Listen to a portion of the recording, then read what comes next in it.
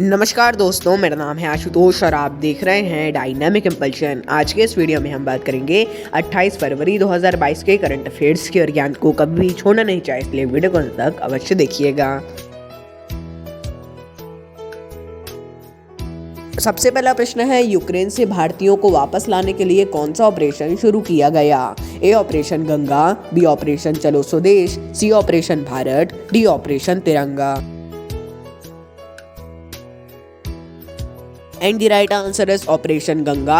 तो यूक्रेन से भारतीयों को वापस लाने के लिए ऑपरेशन गंगा को शुरू किया है। आपको पता चल गया होगा इसके बारे में और न्यूज़ भी सुन ली होगी कि इसमें 219 छात्र जो यूक्रेन में पढ़ रहे थे उनको भारत लाया जा चुका है और अब जो लोग वहाँ पर फंसे हुए हैं, भारतीय हैं, भारत के नागरिक हैं, उनको वहाँ से लाया जाएगा, जो कि एक बहुत ही अच्छी बात है। ऑपरेशन गंगा है, नाम याद रखिएगा। अफगानिस्तान में जब ऐसा कुछ हुआ रहा तब भी वहाँ पर भी ऐसा ऑपरेशन शुरू किया गया था। उसका नाम आपको कमेंट में बताना है। यदि आपको ना पता हो तो कोई बात नहीं, आप इंटरनेट से भी सहायता ले सकते हैं।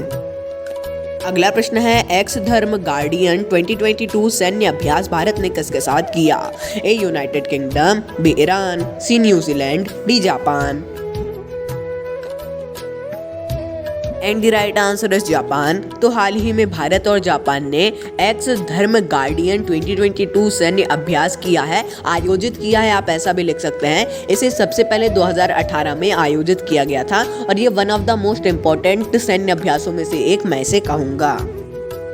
अगला प्रश्न है, निम्न में से किसने ई वेस्ट इको पार्क को मंजूरी दी? ए राजस्थान, बी दिल्ली, सी पंजाब, डी जम्मू और Kashmir. And the right answer is Delhi. तो हाल ही में ई कचरे के निपटान के लिए दिल्ली सरकार ने देश के पहले वेस्ट इको पार्क को मंजूरी दी है। ई वेस्ट इको पार्क भी आप इसे कह सकते हैं। और उप मुख्यमंत्री दिल्ली के हैं मनोज सिसोदिया जी, इन्होंने ही इसकी घोषणा की है। आप लॉन्च या फिर जारी शुभारंभ ऐसा मत लिखिएगा, अभी घोषणा की गई है इसलिए घोषणा ही लिखेगा और जब इसे ऑफिशियली लॉन्च कर दिया जाएगा तो हम इसकी भी जानकारी आपको अवश्य देने की कोशिश करेंगे। अगला प्रश्न है, 8 वर्ष से लगातार सबसे व्यस्त एयरपोर्ट कौन सा है? ए दिल्ली अंतर्राष्ट्रीय airport, B Shanghai international airport, D Dubai international airport, D Los Angeles international airport. And the right answer is Dubai अंतर्राष्ट्रीय एयरपोर्ट। तो दुबई इंटरनेशनल एयरपोर्ट या दुबई अंतर्राष्ट्रीय हवाई अड्डे को लगातार 8 वर्षों से सबसे व्यस्त हवाई अड्डे का खिताब प्राप्त हुआ है। ये हर साल ऐसी रिपोर्ट जारी होती है कि कौन सा सबसे व्यस्त था इस वर्ष। तो लगातार 8 वर्षों से दुबई ही शीर्ष स्थान पर है। यदि ऐसा आता है कि 2021 में कौन सा तो भी दुबई, और 8 वर्षों से कौन सा सबसे व्यस्त है तो भी इसमें दुबई ही आएगा, ये याद रखिएगा। अगला प्रश्न है, हाल ही में मरीन एलाइड फोर्स का गठन किसने किया? A Kerala, B Tamil Nadu, C Karnataka, D Jharkhand. And the right answer is Tamil Nadu.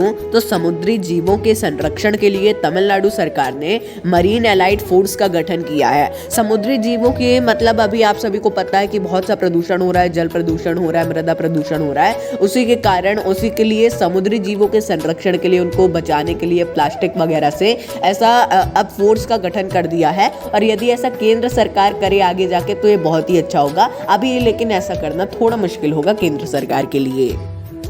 अगला प्रश्न है, 28 फरवरी को कौन सा दिवस मनाया जाता है? ए राष्ट्रीय गणित दिवस, बी राष्ट्रीय विज्ञान दिवस, सी राष्ट्रीय बायोलॉजी दिवस, डी उपरोक्त कोई नहीं।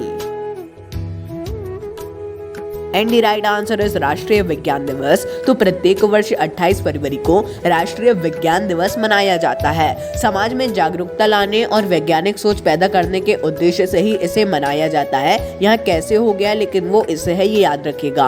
और ये बहुत ही इंपॉर्टेंट डेज में से एक है, जैसे गणित दिवस है और विज्ञान दिवस है। ऐसे जो भी दिवस हैं आप सभी लोग समझ ही जाएंगे कि कौन कौन से इंपॉर्टेंट है, उसे याद कर लीजिएगा। और जो इंपॉर्टेंट नहीं रहते हैं हम उनका प्रश्न नहीं लेते हैं, और यदि रहते हैं तो हम बता देते हैं आपको। अगला प्रश्न है, 28 फरवरी को किसकी जयंती मनाई जाती है?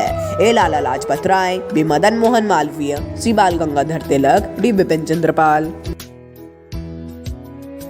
And the right answer is Lala Lajpat Rai. तो लाला लाजपत राय का जन्म 28 फरवरी को हुआ था। इनका भारतीय स्वतंत्रता आंदोलन में बहुत ही बड़ा हाथ था। ऐसे कुछ यदि आप जयंती पुण्यतिथि याद रखेंगे तो बहुत ही अच्छा रहेगा। यदि ऐसे वगैरह कभी लिखने को आता है तो ये लिख सकते हैं। वैसे ऐसा प्रश्न नहीं आएगा कि जयंती कब मनाई जाती है या पुण्यतिथि। और यदि थोड़ा सा अगर आपका आसान पेपर है तो ये भी आ सकता है। अगला प्रश्न है ओशंस 2022 सम्मेलन को कहाँ आयोजित किया गया? AIIT Bombay, PIIT Delhi, CIIT Madras, DIIT Kanpur.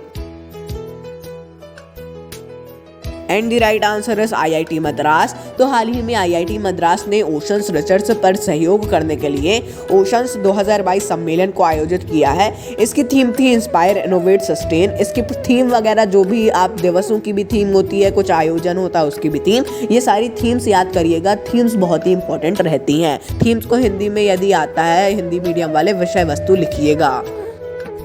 अगला प्रश्न है हाल ही में हेमानंद विश्वाल का निधन हुआ है। यह किस राज्य के मुख्यमंत्री थे?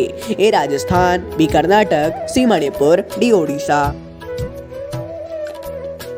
And the right answer is Odisha. तो हाल ही में ओडिशा के पूर्व मुख्यमंत्री हेमानंद विश्वाल का निधन हुआ है। इन्हें दलितों और आदिवासियों का नेता भी माना जाता है ओडिशा में। ये याद रखिएगा, इसका भी प्रश्न आ सकता है। दोनों चीजें बहुत इंपॉर्टेंट हैं। तो दोस्तों ये था अंतिम प्रश्न। मिलते हैं अगले वीडियो में। नमस्कार। Dynamic impulsion.